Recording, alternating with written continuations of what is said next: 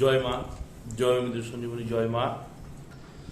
আমি শ্রী মৃত সঞ্জীবনী মহারাজ এবং আমার ইউটিউব চ্যানেল মা মৃত সঞ্জীবনীতে আপনাদের সকলকে স্বাগত। আশা করি সকলে মায়ের কৃপায় ভালো আছেন এবং সকলের দীর্ঘায়ু কামনা করে এবং মায়ের শ্রীচরণে পরিবাদ নিবেদন করে আমি আমার সামান্য উপস্থাপন শুরু করতে চলেছি। মনোযোগ সহকারে আপনারা অবশ্যই দেখবেন যে বিদ্যাটি দিচ্ছি আপনাদের সান্নিধ্যে। আমি আপনাদের হিতে বা আপনাদের সান্নিধ্যে আমি যে একটি বিশেষ বিদ্যা দান করতে চলেছি, বিদ্যাটা বাবা খুব প্রভাবশালী এবং খুব কাজের। বিদ্যাটি কি করে প্রয়োগ করবেন সম্পূর্ণ সবিস্তারে জানাবো। এবং তার আগে বলি বিদ্যাটি কি। বিদ্যা হচ্ছে কি শত্রুকে একটু নাচিয়ে দেওয়া, মানে শত্রুকে একটু শাস্তি দেওয়া, শত্রুকে একটু ভোগানো, শত্রুকে একটু যাতনা দেওয়া, শত্রুকে একটু কষ্ট দেওয়া, শত্রুকে একটু ভোগানো। মানে শত্রু মরবে না কিন্তু সে মৃত্যু যন্ত্রণার সাথে ভুগবে। মানে এমন একটি বিশেষ ক্রিয়া আছে যে ক্রিয়া সঠিক পদ্ধতিতে যদি আপনি করতে পারেন তবে সেই শত্রু কঠিন সমস্যায় ভুগবে। একটি দুর্বিষহ উপকরণ লাগে যেটি হচ্ছে খুব কঠিন সকলের পক্ষে পাওয়া। তারপর আমি বলছি যদি সম্ভব হয় দুটির মধ্যে যে কোনো একটি আপনার সংগ্রহ করতে হবে। কি উপকরণটি কি হয় হচ্ছে অপঘাতে মারা যাওয়া কোনো সধবা নারীর যে গলায় দড়ি দেয়, সেই যে দড়ি, গলায় দড়ি দেওয়া দড়ি, এটি পাওয়া খুব মুশকিল। আর তাছাড়া অপঘাতে মারা যাওয়া যে কোনো মেয়ে ছেলে যখন পোড়ানো হয়, সে অস্থি যখন জলে দেওয়া হয়, ঠান্ডা করার সময় দুটি কুঞ্চি দিয়ে হোক বা দুটি হচ্ছে গিয়ে বাঁশের বাঁটটা দিয়ে হোক বা দুটি কোনো দুদিকে এইভাবে ধরে, চিমটার মতো ধরে, চিমটার মতো ধরে নিয়ে তারপরে সেটা হচ্ছে গিয়ে জলে দেয়। ওই যে নাড়ি ফেলা যে বাঁশ, নাভি ফেলা যে চটা, সেই চটা নিয়ে আসতে হবে। কয়টা? দুটো নিয়ে আসতে হবে। বাড়িতে বসে কাজ করবেন না, কাজ করলে কিন্তু কঠিন ক্ষতি হয়ে যাবে। সেই চটা নিয়ে আসবেন, বাঁশের দড়ি নিয়ে আসবেন। দড়ি সংগ্রহ করা খুব কঠিন, দড়ির সিস্টেমটা একটু আলাদা। আমি দড়ির সিস্টেমটা বললাম না, সেই চটার সিস্টেমটা বলি। সেই চটাতে যে কোনো প্রাণীজ পশুর রক্ত দিয়ে শত্রুর নাম এবং শত্রুর বাবার নাম লিখবেন। চটাতে কি দিয়ে লিখবেন? লোহা, খিলক দিয়ে লোহা দিয়ে লেখার পর সেই চটার উপর, দুটি চটাতে লিখবেন। লেখার পর সেই চটার উপর এই উক্ত মন্ত্র আপনি 108 বার পাঠ করবেন। মানে 108 বার এই উক্ত মন্ত্র আপনাকে পাঠ করতে হবে সেই চটার উপর।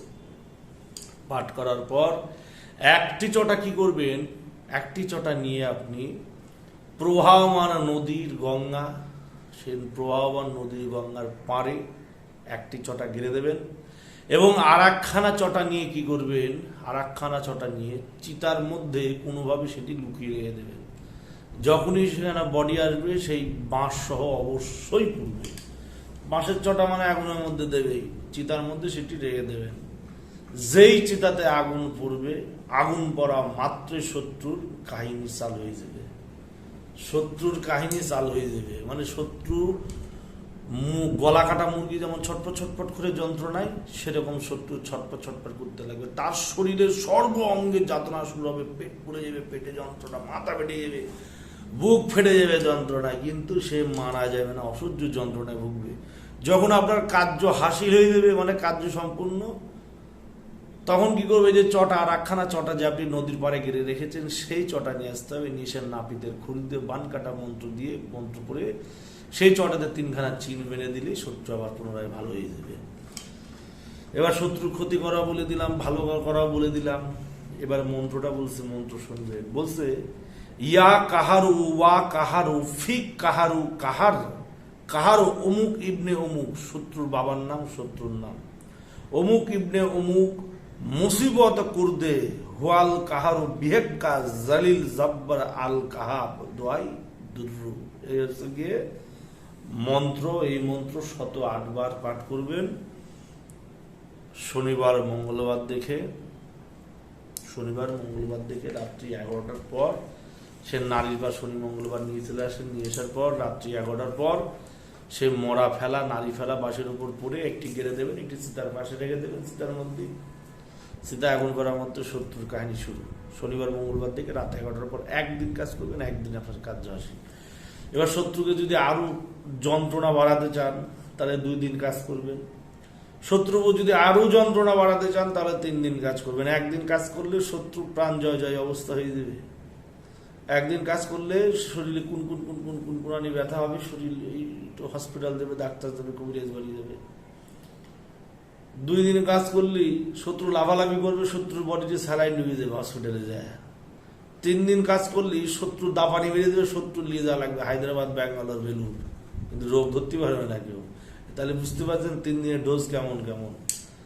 তাই প্রথম দিন যে কাজটি করার কথা বলছি, প্রথম দিনে কাজটি করবেন। এই কাজটা অমাবস্যার দিন কাজ করলে সঙ্গে সঙ্গে ফল পাওয়া যায়, অর্থাৎ সেটি সীতার উপর আগুনে পড়ুক আর না পড়ুক সঙ্গে সঙ্গে ফল পাওয়া যায়।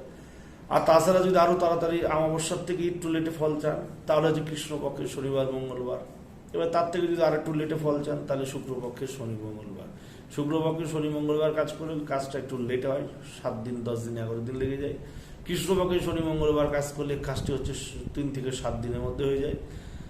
তারপরে আপনার কৃষ্ণপক্ষের শনি মঙ্গলবার যদি কাজটি করেন 3 থেকে 7 দিনে লাগবে। পূর্ণিমার মধ্যে কাজ করতে গেলে আপনার হচ্ছে 24 ঘন্টা থেকে 72 ঘন্টার মধ্যে হবে। অমাবস্যার মধ্যে কাজ করতে গেলে সঙ্গে সঙ্গে হবে। কাজ করে বাড়ি আসতে আসতে শত্রুর দাপানি চাল হয়ে যাবে। খুব প্রভাবশালী জিনিস দিলাম, দিগ্নি দিলাম, মন্ত্র দিলাম, প্রয়োগ দিলাম, কাজ করবেন। এই বিদ্যায় কাজ করার আগে অবশ্যই দেহ বন্ধন করে আত্মকর্ম আদি করে তারপরে কার্যে প্রবৃত্ত হবেন।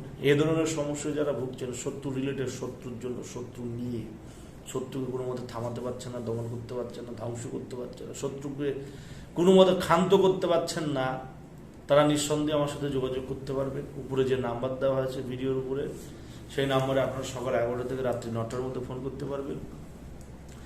আমার সাথে পার্সোনাল যদি কথা বলতে চান বা যে কোনো ব্যাপারে আলোচনা করতে চান, অনলাইনে যদি আমাকে দিয়ে আপনার সমস্যা দেখাতে চান তাহলে অবশ্যই আগে থেকে ফোন করে বুকিং করে নেবেন। এবং যদি আপনারা আমার কাছে আসতে চান, সরাসরি দেখাতে চান, তাহলে আসতে হবে মালদা স্টেশনে। সেখান থেকে টোটো টুকটুকি করে শাহাপুর ডিসকোমোর, সেখান থেকে পথচারীকে 2 মিনিট রাস্তা, জিজ্ঞাসা করবেন ঠাকুর বাড়ি, তান্ত্রিক বাড়ি, জ্যোতিষ বাড়ি, কবিরাজ বাড়ি বললেই আমার আশ্রমে গিয়ে চলে আসবে আপনাদের। খুব প্রভাবশালী বিদ্যে, কাজের বিদ্যে দিলাম, প্রয়োগ করবেন, শতভাগ ফল পাবেন। জয় মা, জয় মিত্র সঞ্জীবনী, জগতের মঙ্গল করবা, জয় মা তারা।